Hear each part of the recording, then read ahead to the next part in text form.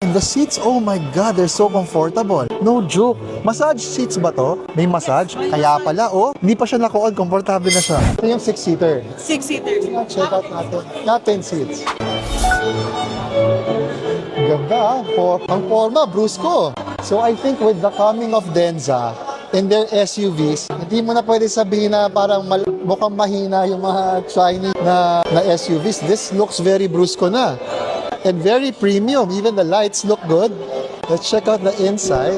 Oh wow, everything's fully automatic. And the inside, mabango, amoy European car. It smells like my car. And ang ganda ng mga buttons. So you have the push start. Para siyang Lamborghini actually.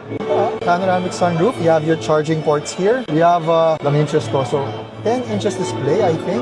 And may radar siya. So para ka naka-Tesla.